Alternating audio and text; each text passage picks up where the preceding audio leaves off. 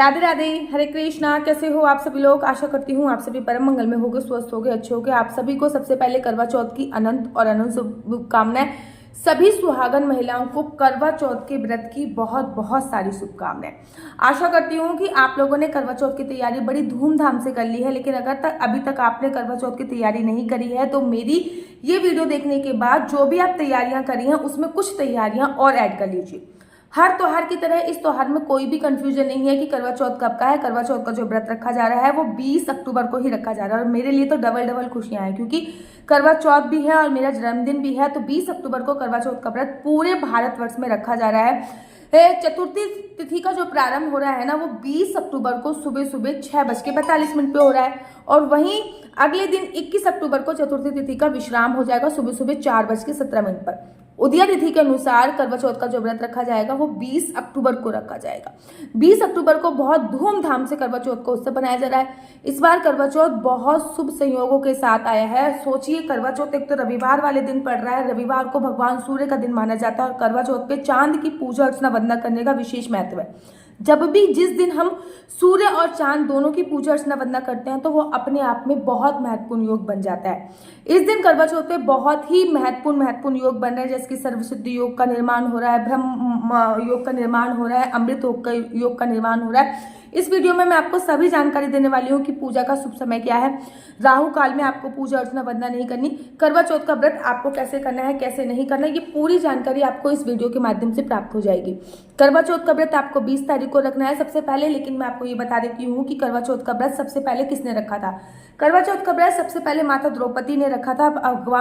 माता द्रौपदी ने रखा था भगवान श्री कृष्ण जी के कहने पे, अर्जुन की रक्षा के लिए भगवान श्री कृष्ण जी के कहने पे माता द्रौपदी ने करवा चौथ का व्रत रखा था। एक बार की बात है कि नीलगिरी पर्वत पर अर्जुन जो है वो तपस्या करने के लिए चले गए।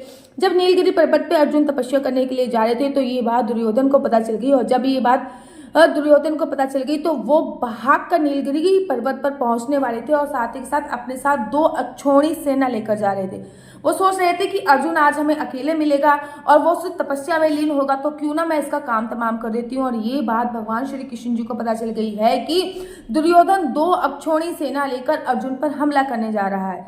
भगवान श्री कृष्ण अर्जुन को तो कुछ कह नहीं सकते थे क्योंकि वो तपस्या में लीन थे, लेकिन तभी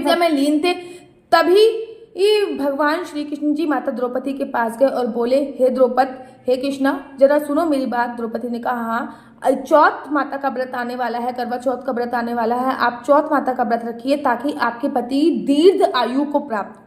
उन्होंने कहा कि भाई मेरे पति तो नीलगिरी पे तपस्या करने के लिए गए हैं। श्री कृष्ण जी ने कहा, नीलगिरी पे बेशक वो तपस्या करने के लिए गए हैं, लेकिन इस समय पर उनके ऊपर उनके प्राण के ऊपर साया मंडरा रहा है, तो तुमको उनकी लंबी आयु के लिए चौथ माता का व्रत रखना चाहिए। द्रौपदी मैया भी बड़ी भोली भाली थी। उन्होंने कहा, भैया वो जिनकी तपस्या कर रहे हैं उन भगवान का ही फर्ज होता है कि उनकी रक्षा करें। लेकिन तभी श्री कृष्ण जी ने कहा, उन भगवान ने ही मुझे उनकी रक्षा के लिए भेजा है और मुझसे बोला है कि जाके उनकी धर्म पत्नी से चौथ माता का व्रत रखाओ। भगवान श्री कृष्ण जी के कहने पे द्रौपदी ने चौथ माता का व्रत रखा, और जैसे ही दुर्योधन 2 अक्षौणी सेना लेकर वहां पे गए अर्जुन को मारने के लिए, तो चौथ माता ने पूरी की पूरी 2 अक्षौणी सेना का सर्वनाश कर दिया और अर्जुन के प्राणों की रक्षा करी। और तभी से ये वरदान दिया कि जो भी सुहागन महिलाएं करवा चौथ का व्रत रखेंगी उनके पति हमेशा दीर्घ आयु होगी, उनके पति की आयु हमेशा लंबी होगी। करवा चौथ का व्रत अपने अपने घर में अपने अपने रूल्स रेगुलेशन के हिसाब से रखा जाता है। वैसे तो शास्त्रों में ये वर्णन आया है कि किसी भी प्रकार की कोई भी सरगी नहीं खाती जाती। करवा चौथ का व्रत बिल्कुल निर्जला और निराहार रखा जाता है, लेकिन आप अपने घर के रूल्स रेगुलेशन के हिसाब से भी ये कार्य कर सकते हैं। लेकिन बड़े सारे लोग जो होते हैं वो कथा सुनने के बाद चाय पी लेते हैं, सेब खा लेते हैं, दूध पी लेते हैं, लेकिन शास्त्रों में बोला है निर्जला और निराहार ही व्रत रखा जाता है, अर्थात सूर्य उदय से लेकर आपको चांद की पूजा अर्चना वंदना करने तक जल भी ग्रहण नहीं किया जाता, इसलिए कि करवा चौथ का व्रत रखा जाता है। शास्त्रों में तो बिना निर्जला और निराहार व्रत की संज्ञा दी गई है, बाकी आप अपने परिवार के रूल्स रेगुलेशन के हिसाब से कार्य कर लीजिए। लेकिन अगर आपको सरगी भी खानी होती है तो सरगी का भी एक शुभ मुहूर्त होता है। वैसे तो सरगी एक प्रकार का नाश्ता होती है, लेकिन फिर भी मैंने सरगी खाने का शुभ मुहूर्त निकाला। वैसे शास्त्रों में सरगी खाने का कोई शुभ मुहूर्त नहीं, लेकिन फिर भी मैंने एक शुभ मुहूर्त निकाला है कि ब्रह्म मुहूर्त में, अर्थात सूर्य उदय से पहले आप किसी भी कीमत पर सुबह सुबह सरगी खा लीजिए। सरगी खाने का जो शुभ मुहूर्त है वो है अमृत काल में। आप अमृत काल में सरगी अवश्य खाइए। अमृत काल का समय 3:52 से प्रारंभ होगा, जो कि 4:53 से खत्म हो जाएगा। अर्थात 4 बजे से लेकर 5 बजे तक के बीच में आपको अगर सरगी खाते हो, आप लोगों के घर पे सरगी खाई जाती है, तो आप 4 से 5 बजे के बीच में सरगी का सेवन अवश्य और अवश्य कीजिए। करवा चौथ पे बेसिकली करवे की पूजा अर्चना वंदना होती है। 2 करवे रखे जाते हैं। एक करवा माता पार्वती के नाम का रखा जाता है, एक करवा आपको खुद का रखा जाता है, फिर माता पार्वती से अपना करवा एक्सचेंज किया जाता है। करवे की पूजा अर्चना वंदना करने के पीछे भी नियम होता है। करवे की पूजा अर्चना वंदना करने के पीछे नियम ये होता है क्योंकि जो करवा होता है वो 5 तत्वों से मिलकर बनता है। क्षितिजल पावन गगन समीरा पंचरथ ये अधम शरीरा, अर्थात इन 5 तत्वों से मिलकर करवा बनता है। उसकी पूजा करने से 5 प्रकार के जो हमारे तत्व होते हैं उनकी पूजा हो जाती है, और 5 प्रकार के तत्वों की पूजा होने से हमारे प्रति आपके घर पे जो भी पूजा अर्चना वंदना होती है आपको वैसी पूजा अर्चना वंदना करनी चाहिए। सुबह सुबह आपको पानी में कुछ ना कुछ डाल के स्नान करना चाहिए। गंगा जल डाल के स्नान कर लीजिए, यमुना जल डाल के स्नान कर लीजिए, नींबू डाल के स्नान कर लीजिए, दूध डाल के स्नान कर लीजिए। उसके बाद आपको लाल रंग के वस्त्र पहनने होते हैं। करवा चौथ में 16 श्रृंगार का बहुत विशेष महत्व होता है। करवा चौथ वाले दिन बाल अवश्य धोना चाहिए, लेकिन इस बात का ध्यान रखिए किसी भी प्रकार के कोई केमिकल युक्त साबुन का प्रयोग नहीं करना चाहिए। करवा चौथ में बालों को धोने के बाद देखो बड़े सारे ना मैंने जब तक मैंने ग्रंथ नहीं पढ़े थे तब तक मुझे नॉलेज ही नहीं थी।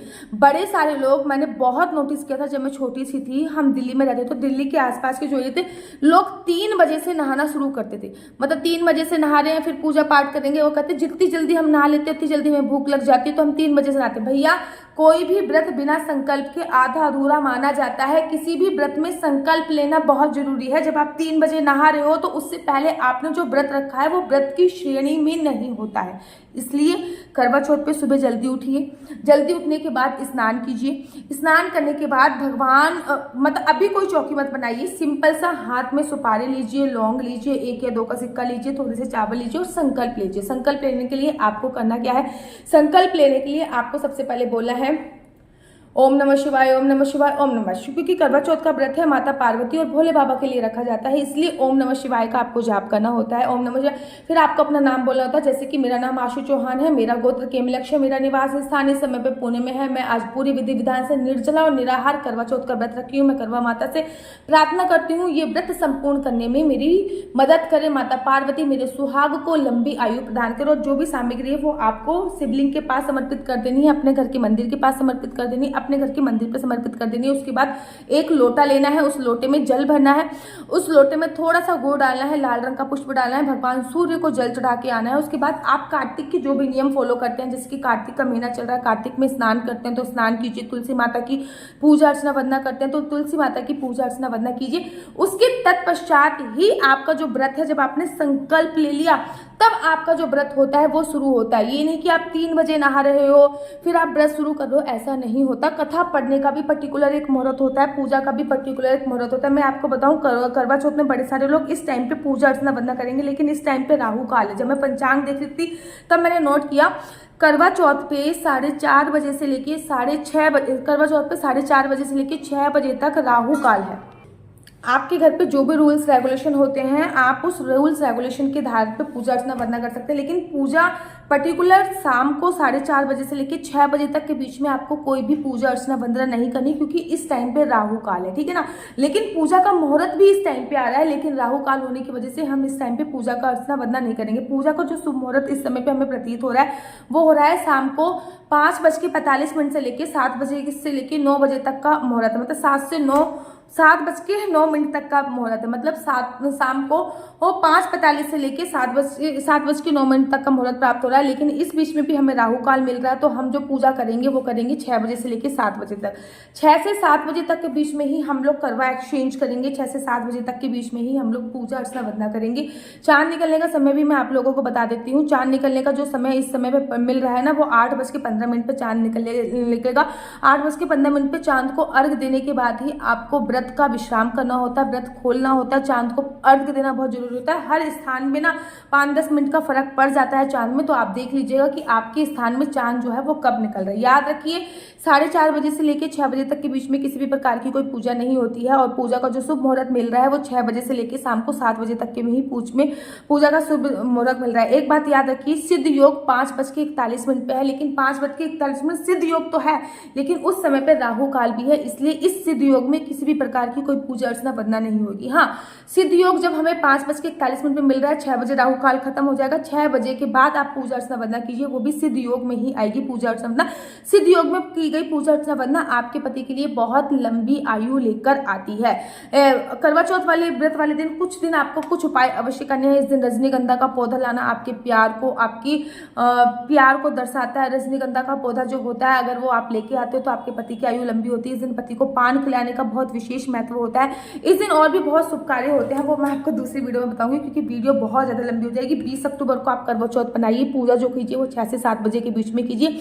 अगर आपके घर पे सरगी खाने का नियम है तो सरगी आप 4 से 5 बजे के बीच में खाइए। अगर सरगी खाने का नियम नहीं है तो फिर मत रखिए। हमारे घर पे बेसिकली सबके घर पे पूजा रूल्स रेगुलेशन अलग होती है। अगर आप ये जानना चाहते हो कि शास्त्रों के अनुसार कैसे पूजा रूल्स रेगुलेशन होती है तो मैं उसके लिए भी जल्दी वीडियो बनाऊंगी। अगर आप लोग अपनी कुंडली मुझसे दिखवाना चाहते हैं और करवा चौथ पे अपने हस्बैंड की कुंडली आप लोग जरूर और जरूर दिखवाइए। मेरा नंबर है 492202565 है, क्योंकि कुंडली से आप जान सकते हैं कि आपके हस्बैंड की आयु कितनी है, आपके हस्बैंड को आगे आने वाली कोई बीमारी तो नहीं गिरेगी, आपके हस्बैंड का लकी नंबर क्या है, आपके हस्बैंड का लकी कलर क्या है, कौन सा बिजनेस आपके हस्बैंड को सूट करेगा, आपके हस्बैंड को कौन सी जॉब सूट करेगी, प्रमोशन के चांसेस कब तक दिख रहे हैं, आपके बच्चे की जॉब करेगा या बिजनेस करेगा तो किस क्षेत्र में बिजनेस करेगा, जॉब करेगा तो किस क्षेत्र में जॉब करेगा, लव मैरिज होगी या अरेंज मैरिज होगी, अरेंज मैरिज का सूटेबल होगी, लव मैरिज का सूटेबल होगी, संतान प्राप्ति का योग कब रहा है, ये सभी जानकारी आप मेरे से कुंडली के माध्यम से प्राप्त कर सकते हैं। लेकिन याद रखिए, इस नंबर पे किसी भी प्रकार के कोई क्वेश्चन पूछने के लिए मुझसे फोन मत कीजिएगा।